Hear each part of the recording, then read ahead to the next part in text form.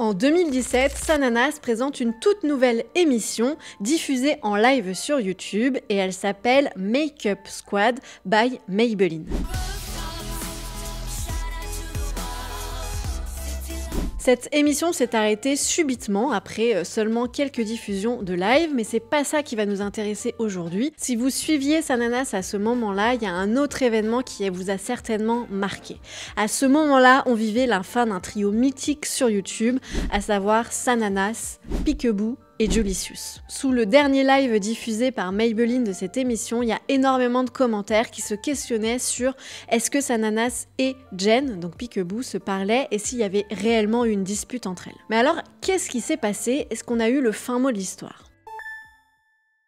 Salut les gens d'internet, j'espère que vous allez bien et bienvenue dans Partenariat Rémunéré, l'émission qui décrypte l'actualité des influenceurs, des créateurs de contenu et des réseaux sociaux. Aujourd'hui, j'ai décidé de vous parler d'un chouette trio qu'on a toutes et tous apprécié suivre dans les années 2015, à savoir le trio qui était composé de Sananas, Peekaboo et Julicious. On pouvait les suivre dans toutes leurs aventures, que ça soit sur Snapchat et sur YouTube, et on prenait bien plaisir à les regarder parce qu'elles nous faisaient rire et elles nous rappelaient certainement nos relations qu'on pouvait avoir à ce moment-là avec nos copines. Puis un beau jour, malheureusement, tout s'est terminé et beaucoup d'entre nous ont été tristes. Alors, petit disclaimer avant de commencer cette vidéo, l'idée ici, c'est pas de remuer une histoire qui a pu faire mal à certaines personnes, c'est simplement l'idée de nous rappeler des bons souvenirs de ces années 2015 sur YouTube, puisque comme vous pouvez le voir sur notre chaîne, on joue pas mal sur la nostalgie de toute cette époque à ce moment-là sur les réseaux sociaux. Donc n'hésitez pas à aller voir nos autres vidéos, mais là c'est surtout pour vous parler d'un trio qui nous a marqué sur les réseaux sociaux parce qu'on appréciait leur contenu. Et pour celles et ceux qui n'étaient pas sur YouTube ces années-là, ça va vous permettre de découvrir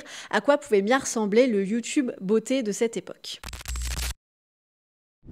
Et donc on va commencer par le début, à savoir quand ce trio s'est rencontré. Il faut savoir qu'au moment où ce trio s'est formé, c'était vraiment les tout débuts de YouTube beauté en France. Et que tous les youtubeuses, tous les youtubeurs qui étaient dans ce domaine-là, évidemment se connaissaient parce qu'ils n'étaient pas des centaines, voire des milliers, comme c'est le cas aujourd'hui. Donc on est au début des années 2010, vers 2012-2013, et c'est à ce moment-là que Sananas commence à traîner avec Julicious et qui petit à petit l'a fait rencontrer Peekaboo. Les premières fois qu'on voit le trio ensemble, c'est bien évidemment sur les réseaux sociaux et notamment sur Snapchat qui était pas mal utilisé à l'époque par les créateurs et les créatrices de contenu pour filmer un petit peu leur quotidien sans filtre, etc.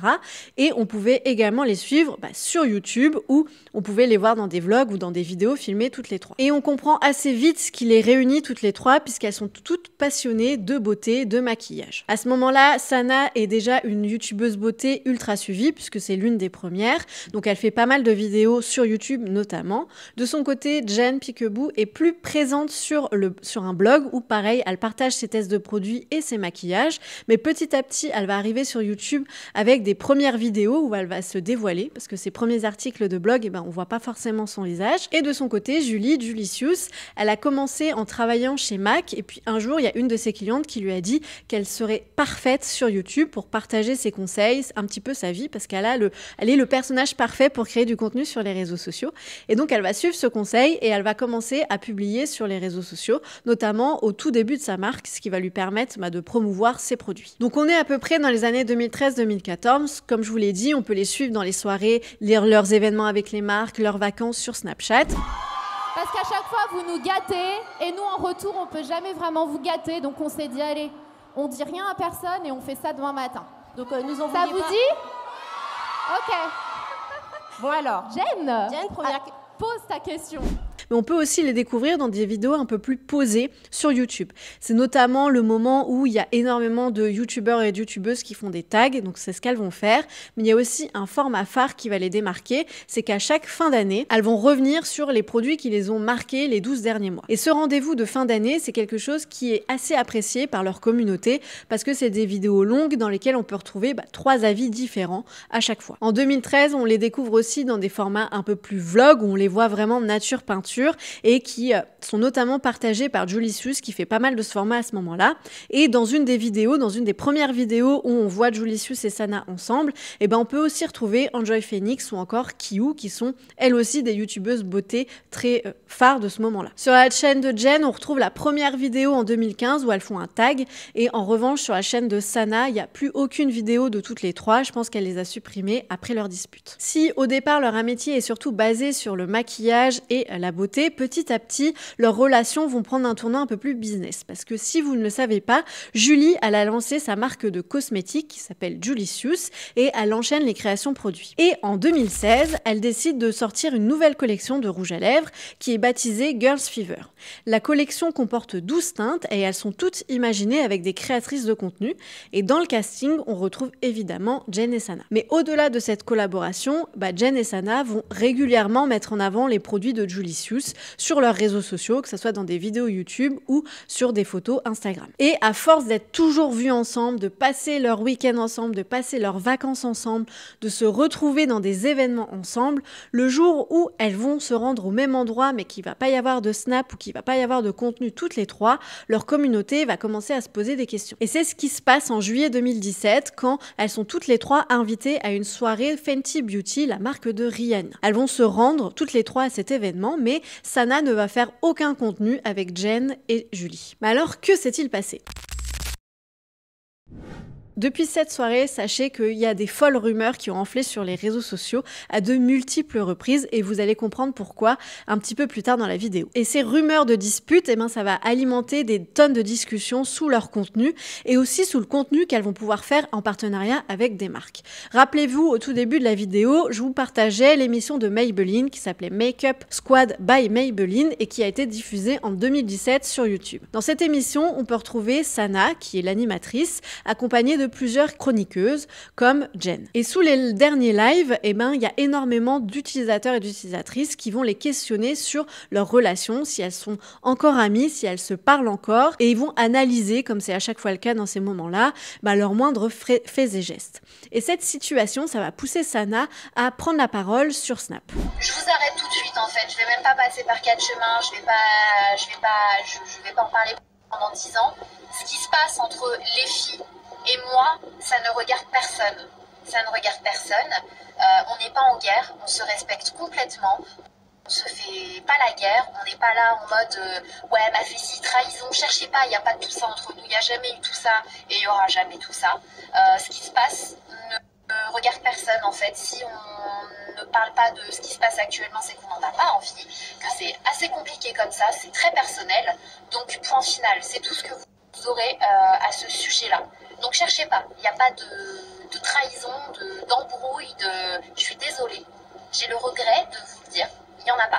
Malgré cette prise de parole et le message que passe Sana dans cette vidéo, qui est de cesser de commenter un petit peu toutes leurs disputes parce que personne ne saura ce qui s'est vraiment passé, il y a encore des discussions qui sont alimentées sur les réseaux sociaux. Et tous les moindres faits et gestes de ce trio sont analysés pour comprendre un petit peu ce qui s'est passé. Par exemple, on a pu voir naître plusieurs rumeurs, dont l'une qui explique que John, donc le mec actuel de Sana, a été piqué à Jen et que c'est pour ça qu'elle ne se parle plus. Et ce point-là a été démenti, comme plusieurs autres, par les principales intéressées. Mais depuis toutes ces années, sachez une chose, c'est qu'aucune des trois n'a réellement expliqué ce qui s'est passé en 2017 et qui a expliqué le pourquoi du comment Sana, Jen et Julicius ne forment plus ce trio mythique qu'on pouvait connaître dans ces années-là sur YouTube. Et dernièrement, sur TikTok, je suis tombée sur cette vidéo d'une utilisatrice qui cherchait encore une fois à un peu comprendre ce qui s'était passé. Et dans les commentaires, on peut également lire que certaines autres utilisatrices se demandent aussi ce qu'il a bien pu se passer et si quelqu'un a des informations. Et ce qui est intéressant, c'est qu'on peut notamment voir une réaction de Julicius qui explique, je cite, « Franchement, ça vaut pas le coup mes stars, vous seriez tellement déçus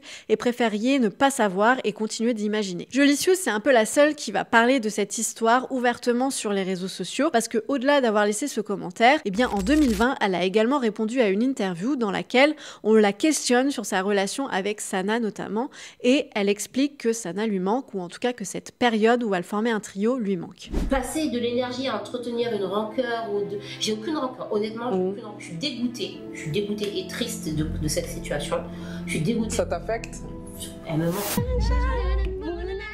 Et si Sana lui manque, c'est parce que Sana, c'est la seule à ne plus parler ou à ne plus être visible avec Julicius et Peekaboo. Jen et Julie continuent de se voir, elles continuent de partager des contenus qu'elles font toutes les deux, elles continuent par exemple le format qu'elles pouvaient faire avec Sana en fin d'année sur les produits qu'elles avaient appréciés ou pas sur YouTube, donc ça c'est encore visible durant quelques années, et on peut également les revoir ensemble lors d'événements comme l'anniversaire de Julie, où on peut voir Julicius dans sa vidéo qu'elle a postée sur TikTok. Donc les deux continuent de se voir, mais c'est Sana qui a totalement été évincée de ce groupe d'amis. Personne ne sait véritablement ce qui s'est passé, puisque aucune des trois n'a pris la parole pour expliquer réellement pourquoi il y a eu une dispute, s'il y a eu une dispute, si elles sont véritablement en froid, et si elles ont arrêté de se parler, ou si elles ont arrêté tout simplement de s'afficher ensemble. Mais des années après, sachez que cette séparation continue d'alimenter des discussions sur les réseaux sociaux. Comme je vous l'ai dit, il y a des vidéos sur TikTok qui ont été créées récemment, mais il y a également des tweets qui ont été postés sur X ou sur Threads